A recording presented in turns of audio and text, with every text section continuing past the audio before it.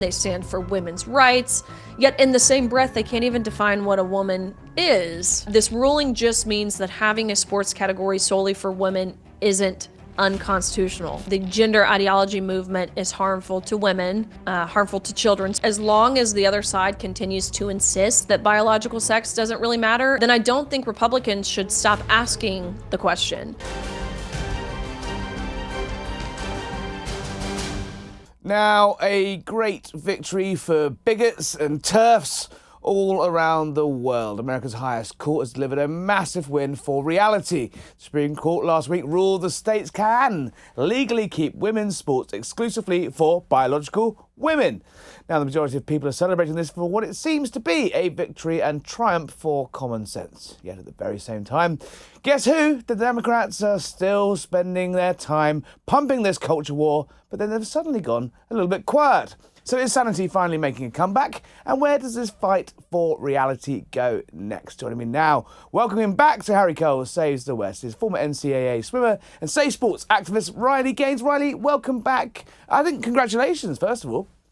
Oh, please. Well, it's a collective win, you know, and it's still, I have to pinch myself when I think about, you know, what we're celebrating. Of course, I recognize it as a victory and success and a big win for those of us who, you know, want to stay attached to reality and common sense. But it's wild to me that it's considered progress, because I think even 10, maybe 15 years ago, this wouldn't be progress necessarily. Yes, we would kind of just, if you told us that the Supreme Court ruled that women's sports aren't illegal, you would kind of just sit there and be like, yeah, well, duh. Duh, they said that. A kindergartner knows that. Of course, we would hope our sitting Supreme Court justices would think the same. But now we recognize it as progress, and I think that's a sign of just how far we had fallen as a nation, and really, you know, more broad than that, globally, how far we've fallen. So nonetheless, all that to say, a big win worth celebrating, and a collective win at that. Three women on the Supreme Court dissented on this decision and actually were trying to go against what was decided in protecting women's sports. As a woman, let's get your reaction to that. Yeah, I mean, it's peak irony, right? I think it would be comical if there weren't real implications to this. If this didn't have, you know, actual consequences that ultimately harm women, it would almost be funny, the hypocrisy and the irony of it. More so because this is the side that claims to champion women. The other side, and again, I really hate to make this partisan. I typically, try not to, because I really don't think amongst the general public it is something that's so divided as it's made out to be. But we basically have an entire political party that claims to be the party of and for women. They stand for women's rights, yet in the same breath, they can't even define what a woman is. And so I guess my response to that is, how in the world can you claim to defend what you can't even define? And in your same breath, you're actively working against us as women and taking our rights away, our rights to equal opportunity, our rights to privacy in intimate areas of undressing, our rights to safety in our sports and beyond. You can't be pro-woman, as they claim to be, and do those things. Those two things cannot simultaneously exist. And so I can't say I'm shocked or surprised, but the irony really speaks for itself. I mean, it's a comprehensive ruling. Just talk through exactly what's in it, though. It doesn't say that, you know, women's spaces must be protected, that they can be protected. Are you worried there's still some wriggle room there? I know your sort of opponents have gone a bit quiet now, but do you see this as a sort of definitive victory? Yeah, I mean, you're exactly right. It's like a may, not must type of thing. And so it's great for, you know, the girls that live in 27 states in the nation that have passed some sort of fairness in women's sports law. But for the girls in the other 23 states, this ruling really means nothing at all. And so basically what this boils down to is I guess, fairness and safety in sports for girls depends on your zip code. It depends on your geography, where you live. And of course, I don't think that should be the case at all. And again, while we should certainly celebrate the win, this ruling, to put it very plainly, and so people can understand it, because it's easy to get lost in the headlines and think it's more than what it really is. This ruling just means that having a sports category solely for women isn't unconstitutional. That's it. It means that you can legally have women's sports So that distinction, it really does matter, and why it's critical moving forward that we implore those other 23 states to pass some sort of legislation. Although, will we see that? No, I think we'll continue to see ballot measures and maybe some of the purpley states, states like Pennsylvania, maybe Maine, even Colorado. I know has a ballot measure put forward, but you'll continue to have the bad actors like California, Washington, Oregon, Minnesota, who are going to continue to what they believe give a middle finger to President Trump. That's Yeah. what all this boils down to. Well, I that's don't think that Gavin Newsom actually thinks that boys can become girls. I don't think he thinks that. I think he wants to give a middle finger to President Trump, but the reality is it's not what he's doing at all. He's giving a middle finger to every girl in his state, and I don't really know how you reconcile with that. Yeah, I mean, these are not small parts. These are not unpopular states of America. These are millions and millions of Americans. On that exact point, do you think, where does this campaign go next? Obviously, you say you're going to take it to the next 23 remaining states and keep the pressure up there. But, potentially with the staring down the midterms and Trump, the end of Trump is on the horizon now. We can imagine and starting to think, and I think we will start to talk very openly about a post-Trump world come November, December after those midterms. When you take that guy out of the sort of political toxic environment, as you say, this is not this doesn't seem to be a particularly divisive issue. In fact, it's probably like 80-20 when it comes down to it on trans rights and women's sports. How important is it to have Trump sort of almost out of that conversation, given that he's been such a key driver of making this a national issue? It is such a good point, because you think about what has changed, I guess, with President Trump back in the Oval Office for the second time, and just how the conversation and the messaging has even shifted. Yeah. I can think of several instances of President Trump on stage prior to the election, and even since. I mean, I think even as, maybe a week or two ago, you know exactly what I'm talking about. And President Trump is on stage and he's talking about the male weightlifter and he's doing the motions, and he talks about, oh, Melania hates when I do this. And he almost makes a joke of it. Again, it's not meant to be. Of course, the implications, the real life effects, they're not funny, but when you can make it out to be the satire that it really feels like, right? It feels like we're living in like this South Park episode or Babylon Bee headline or SNL skit when SNL was actually kind of funny. President Trump does a really good job of just relaying that and conveying that message and making you feel comfortable in laughing about it.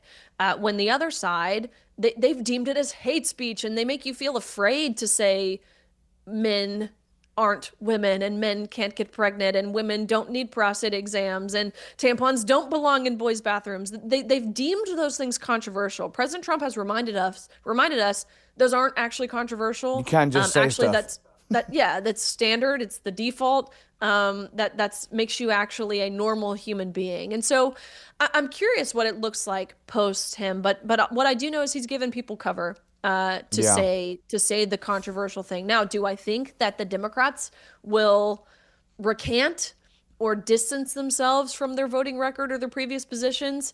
I would love to say that yes, I think they'll, deflect, but I actually don't think that at all. Look at who they've put forward even since the red wave that we saw in 2024. People like James Tallarico in Texas, for crying out loud, a guy who thinks as a pastor that God is non-binary and there are 6 genders. Okay, they're not slowing down. They're not, recanting from their extremism or their radicalism. They're really only leaning into it. And so I think the perfect litmus test, I really do believe that every single person seeking public office should have to answer the very simple question of, should boys compete in girls' sports? Yeah. And if their answer, can women have a penis is a pretty good first question, I think, for any politician. So you get it. And if their answer is some form of yes or deflection or refusal to engage, then I think that is totally disqualifying for any common sense American. Because if you can't emphatically say, no, boys don't belong in girls' sports, then you've already proven yourself to be a liar. And why would I believe any word that comes out of your mouth on any topic? You know what I'm saying? Yeah, no, absolutely. Gavin Newsom started to sort of shift his position a little bit. I mean, famously in his interview with Charlie Kirk, he sort of clarified his previous positions on gender and the like. But I mean, the progressive wing of the Democrats, as you say, are sort of almost doubling down. Do you see this remaining a sort of almost an election issue in 28? I think so. And I think as long as the other side continues to insist that biological sex doesn't really matter in sports or beyond, then I don't think Republicans should stop asking the question. I think it will continue to be kind of top of the concerns here because again, it just proves how radical you really are. It was one of the most effective campaigns for Trump in 2024, right? Kamala Harris is for they, them, Donald Trump is for you. It works because it resonates with people. Normal It people. just yeah, normal people. It just requires plain language, and we're watching the other side like totally contort to Yeah. avoid it. Even in New York, where they've got this bill actually sitting on Governor Hochul's desk right now that would change the word mother in their state statute to gestating parent. That is absurd. Like, who actually gets offended by the word mother? Just If you do, you're the problem. I don't know. chest feeders of the world unite. I mean, on that, I mean, we talk about on this show a lot. Like, we look back at the sort of COVID times and almost, I think, from 2015 to 2025, as a sort of, we're going to look back at that in 50 years' time, I think, as a sort of crazy blip, almost like how we look back at like Salem on like, you just look back, okay, something went mental there, and everyone just lost their minds for a little bit.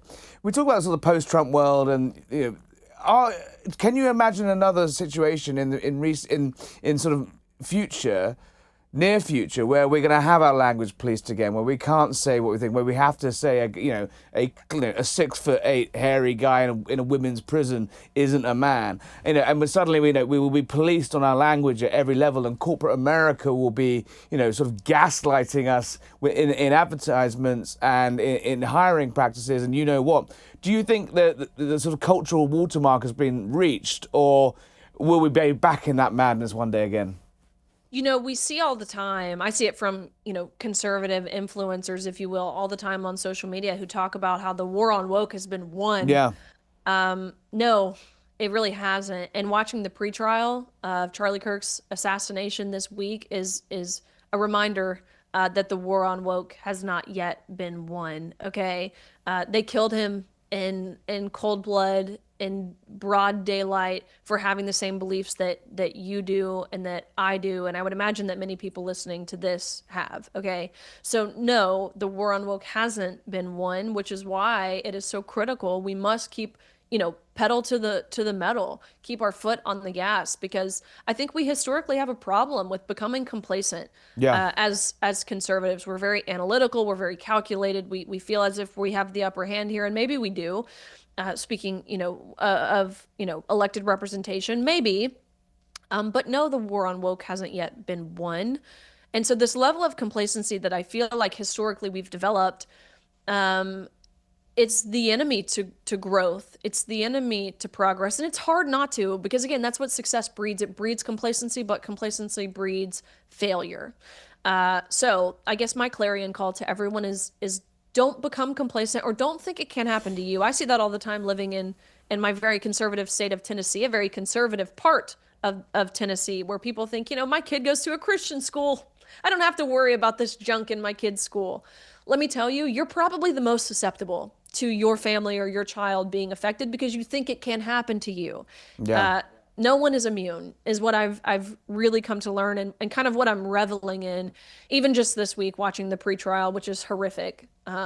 So that's kind of my thoughts there. Yeah, so tyranny never more than a generation away, and the fight continues. I think also the left never stop, right? It's admirable, actually. And they'll move swiftly from trans issues to critical race theory to climate change, and it shapeshifts in a way. How far, how confident you are that what does the trans conversation look in 5 years' time?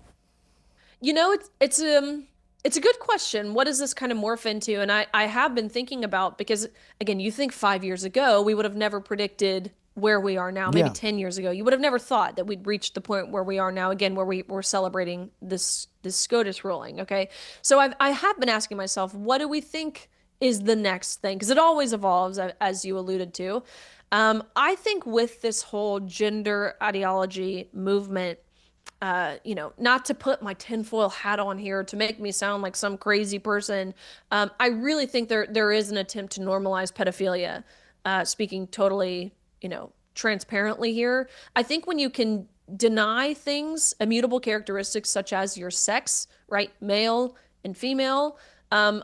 There's really no limits of what we won't deny, right? If I can identify as a man, why can't I identify as 65 years old and claim my social security check? You know, you see where I'm headed? It Yep. sounds insane. It sounds absurd. It sounds crazy. And you think to yourself, we'll never reach that point.